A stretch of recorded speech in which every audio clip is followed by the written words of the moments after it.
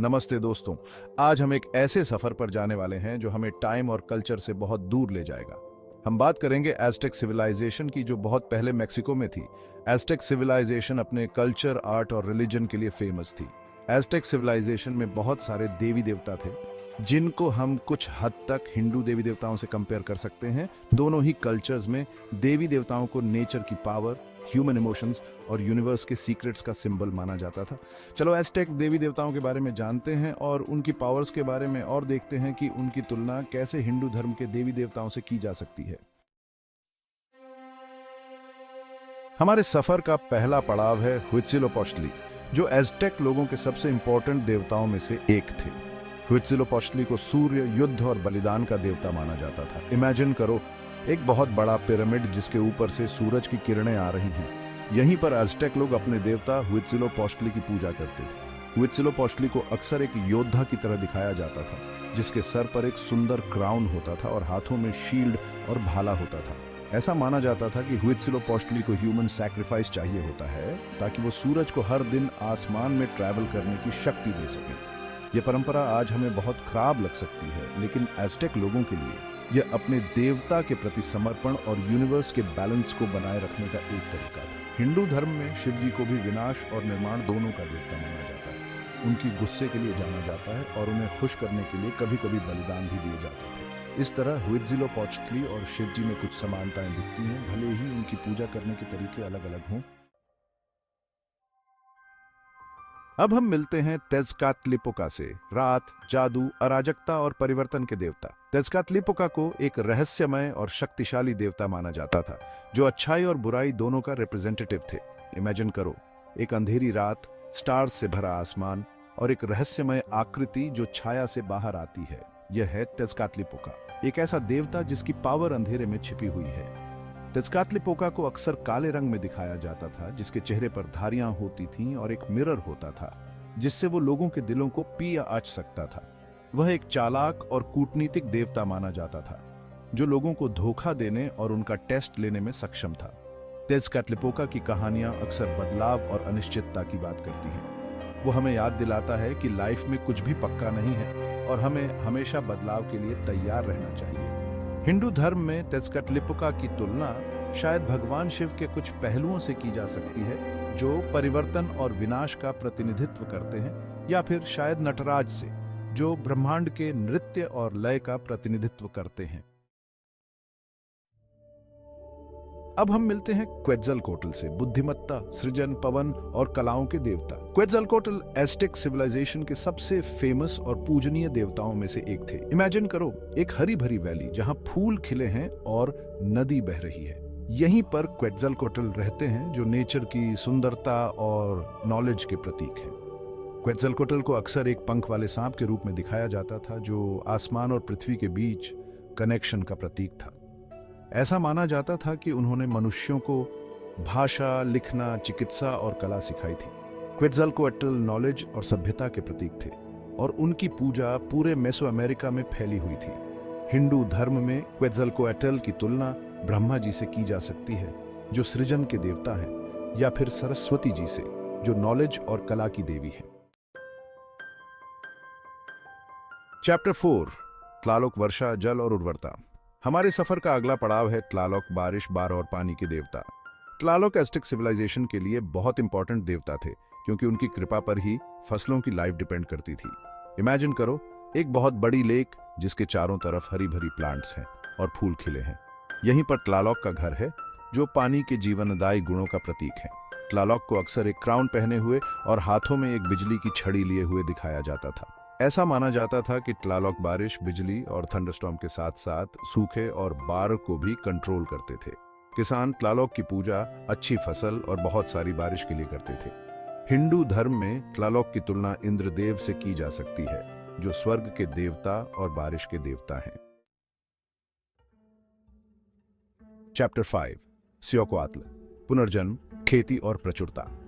अब हम मिलते हैं सिहुआकोट्ल से, पुनर्जन्म, खेती और कृषि की देवी।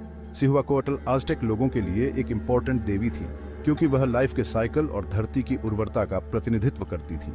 इमेजिन करो, एक बहुत बड़ा मक्का का खेत जहां सुनहरे दाने लहरा रहे हैं और किसान फसल काट रहे हैं। यहीं पर सिहुआकोटल की उपस्थिति महसूस की जा सकती है, जो लाइफ के कंटिन्यूअस साइकिल का प्रतीक है। सिहुआकोटल को अक्सर एक जवान औरत के रूप में दिखाया जाता था, जिसके सर पर मक्के की बालियां होती थीं और हाथों में फूल या फसलें होती थीं। वह हमारी त्वचा के देवी के रूप में भी जानी जाती थी, जो मनुष्यों और नेचर के बीच गहरे संबंध को दर्शाता है। सिहुआकोटल की पूजा बहुत सारी फसल, स्वस्थ बच्चों और लाइफ के नवीनीकरण के लिए की जाती थी। हिंदू धर्म में सिहुआकोटल की तुलना देवी पार्वती से की जा सकती है, जो शिव जी की पत्नी है और नेचर, उर्वरता और मातृत्व का प्रतिनिधित्व करती है। चैप्टर 6 मिक्तलांतेकुतली, मृत्यु, अंडरवर्ल्ड और अनंत यात्रा। हमारे सफर का अगला पड़ाव है मिक्तलांतेकुतली, मृत्यु और अंडरवर्ल्ड के देवता। मिक्तलांतेकुतली अज़टेक कहानियों में एक भयानक और सम्मानित व्यक्ति थे, जो मरने के बाद की लाइफ पर राज करते थे। इमेजिन करो एक अंधेरी और रहस्यमय गुफा जहां से ठंडी हवाएं चल रही हैं और अजीब आवाजें आ रही हैं। यह है मिक्तलांतेकुतली का डरावना घर, जहां मरी हुई आत्माएं अपनी आखिरी यात्रा पर निकलती हैं। मिक्तलांतेकुतली को अक्सर एक कंकाल के रूप में दिखाया जाता था, जिसके शरीर पर खून लगा होता था और सर पर उल्लू के पंखों का क्राउन होता था। ऐसा माना जाता था कि मिक्तलांतेकुतली मरे हुए लोगों को अंडरवर्ल्ड तक ले जाते थे, जहां उन्हें बहुत सारी परीक्षाओं और चुनौतियों का सामना करना पड़ता था। मिक्तलांतेकुतली हमें याद दिलाते हैं कि मृत्यु लाइफ का एक नेचुरल पार्ट है और हमें हमेशा इसके लिए तैयार रहना चाहिए। हिंदू धर्म में मिक्तलांतेकुतली की तुलना यमराज से की जा सकती है, जो मृत्यु के देवता हैं और मरे हुए लोगों का न्याय करते हैं। चैप्टर 7 टाइटल चालचुहुतली कुएं, पवित्र जल, जीवन और प्रवाह। अब हम मिलते हैं चालचुहुतली कुएं से, नदियों, झीलों और पानी से जुड़े हर जगह की देवी। चालचुहुतली कुएं अज़टेक लोगों के लिए एक इम्पोर्टेंट देवी थीं, क्योंकि वह पानी के जीवनदायी और पवित्र गुणों का प्रतिनिधित्व करती थीं। इमेजिन करो एक क्रिस्टल क्लियर नदी जो हरी भरी घाटियों से होकर बहती है और सूरज की किरणों में चमकती है। यहीं पर चालचुहुतली कुएं का घर है, जो पानी की पवित्रता और जीवन शक्ति का प्रतीक है। चालचुहुतली कुएं को अक्सर एक सुंदर औरत के रूप में दिखाया जाता था, जिसके लंबे बहते हुए बाल होते थे और वह पानी से घिरी होती थी। ऐसा माना जाता था कि चालचुहुतली कुएं पानी को शुद्ध करती हैं, उसे उपजाऊ बनाती हैं और लाइफ को बनाए रखती हैं। उनकी पूजा साफ पानी, बहुत सारी मछली और लाइफ में समृद्धि के लिए की जाती थी। हिंदू धर्म में चालचुहुतली कुएं की तुलना गंगा नदी से की जा सकती है, जिसे देवी के रूप में पूजा जाता है और पवित्रता, शुद्धिकरण और मुक्ति का प्रतीक माना जाता है। चैप्टर 8 टाइटल कोयल झोंकी, चांदनी, रहस्य और रात की हवाएं। हमारे सफर का अगला पड़ाव है कोयल झोंकी, चांद की देवी। कोयल झोंकी अज़टेक कहानियों में एक रहस्यमय और मनमोहक व्यक्ति थी, जो रात के आसमान और स्त्री ऊर्जा का प्रतिनिधित्व करती थी। इमेजिन करो एक अंधेरी रात जब चांदनी धरती पर अपनी चांदी बिखेर रही है और हवा में एक रहस्यमय खुशबू है।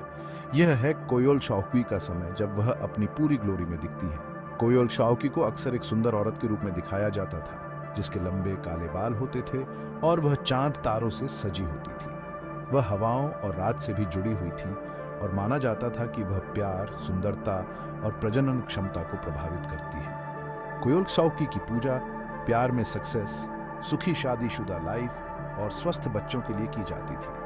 हिंदू धर्म में कोयल झोंकी की तुलना देवी चंद्रमा से की जा सकती है, जो चांद की देवी हैं और सुंदरता, प्यार और मातृत्व का प्रतिनिधित्व करती है। चैप्टर 9 टाइटल tlaaltekuhtli, धरती माँ, पोषण और जीवन का स्रोत। हमारे सफर का आखिरी पड़ाव है tlaaltekuhtli, धरती और जमीन की देवी। tlaaltekuhtli अज़टेक लोगों के लिए एक बहुत इंपॉर्टेंट देवी थी, क्योंकि वह लाइफ के सोर्स, पोषण और उर्वरता का प्रतिनिधित्व करती थी। इमेजिन करो एक बहुत बड़ा पहाड़ जिसकी छोटी बादलों से ढकी हुई है और जिसकी तलहटी में हरी भरी घाटियां फैली हुई हैं। यह है tlaaltekuhtli का भव्य घर, जो धरती की विशालता और उदारता का प्रतीक है। tlaaltekuhtli को अक्सर एक मोटी औरत के रूप में दिखाया जाता था, जिसके स्तन बहुत सारे होते थे और वह फसलों और फलों से लदी होती थी।